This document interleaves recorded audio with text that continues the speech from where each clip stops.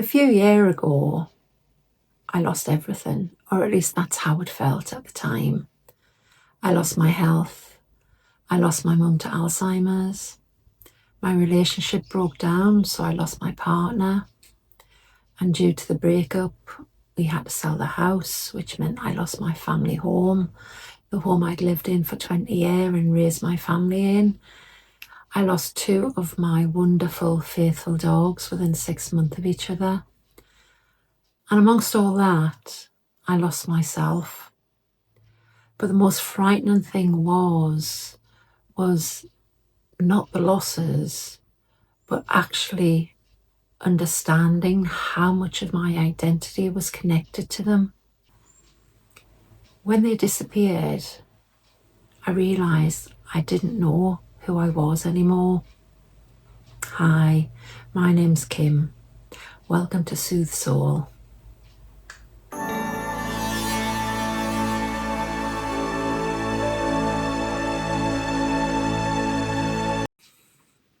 I'm not going to share my entire story today. That's a conversation for another time. But what I would like to do is share some of the lessons I learned in one of the most difficult times of my life. The things that I learned totally changed how I thought about healing, self-growth, and personal development. If you're feeling a little lost right now, hopefully some of these lessons will help you too. One of the early lessons I learned in my healing journey was actually how much of my life had been shaped by the belief that I wasn't worthy. While my whole world was falling apart with the loss and the grief, I spent many hours looking back on my life and asking questions. What if? What if I'd been stronger? What if I'd been better? What if I'd put more effort in? What if I'd been a better daughter? What if I'd done this differently? Would it have actually changed the outcome? And it wasn't until I started learning more about the healing journey and self-worth that I actually started to fully understand and who I was. My whole life had been spent trying to prove I was worthy. My self-esteem was rock bottom. I had no self-worth. I truly did not believe I was a good enough person. So I spent my whole life trying to be better, trying to prove I could be. And I would always put everybody else first. I was probably what a lot of people call a people pleaser, because I truly did not believe that anybody could accept me for the person I truly was. So I thought I had to do more. I thought I had to be better. So I never put my own needs first, whether that was with family, whether it was friends, whether it was work. I never said no. I never said no. Whether I wanted to or not, I would always say yes, and I would always go a little bit further than what was expected of me. And that was great for my career. My bosses loved me for the amount of time and effort I put into things. But as a person, as a wife, as a mother, as a daughter, I actually lost my identity. My life wasn't my own. It never had been. My life revolved around everybody else. So one of the things I really want to say is, You don't need to fix yourself. You don't need to become a better person. You've always been enough, the person you are. You don't need fixing. You just need to fully understand who you truly are.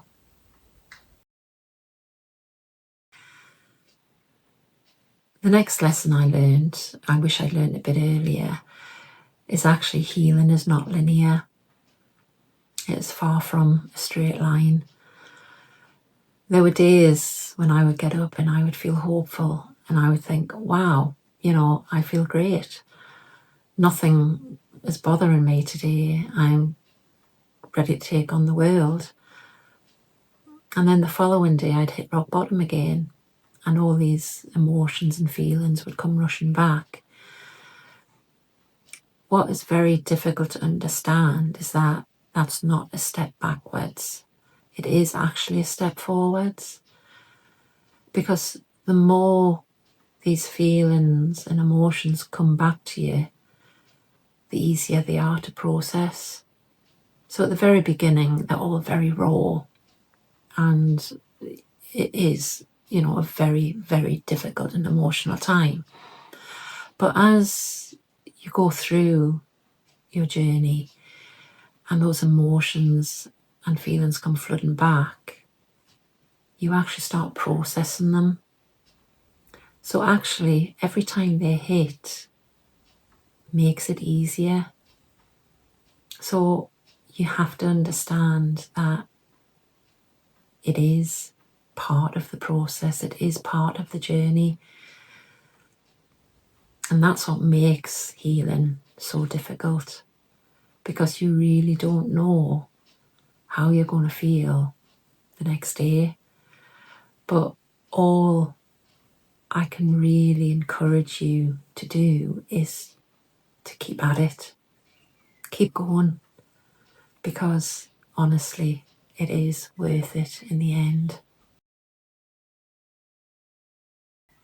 One of the biggest breakthroughs in my journey came when I started learning and understanding more about trauma and how early experiences shape us. I understood how many of my decisions throughout life were not conscious decisions at all, but were actually shaped from the fear, the beliefs and the expectations of my childhood.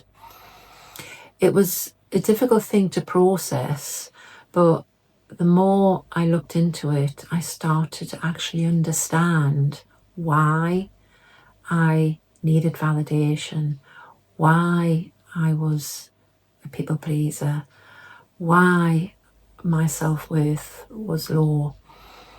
And the more I learned, the more I understood that actually my healing wasn't just about the recent losses and the recent grief that I experienced. It was actually a lot deeper. And the healing I needed to do came from childhood. And this was difficult. It was difficult to process. And this is where a lot more things came into it, because we're then onto the forgiveness and how to move forward. But you have to understand, whatever you uncover during a healing journey, is that you have to let it go, or you won't be able to move on. And the things I processed, I had to then forgive. But honestly, it was one of the best and bigger eureka moments I had throughout the journey, because everything just started to fit into place and I started to understand my true self. And I think when you actually know what you have to deal with and you understand your patterns, it is so much easier to then change them. When I first started my healing journey, I thought I needed big breakthroughs.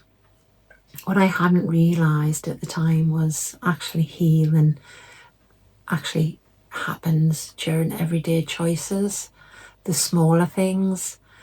So once you actually start understanding yourself a bit more and you become more aware of your thoughts, these little steps make such a huge difference.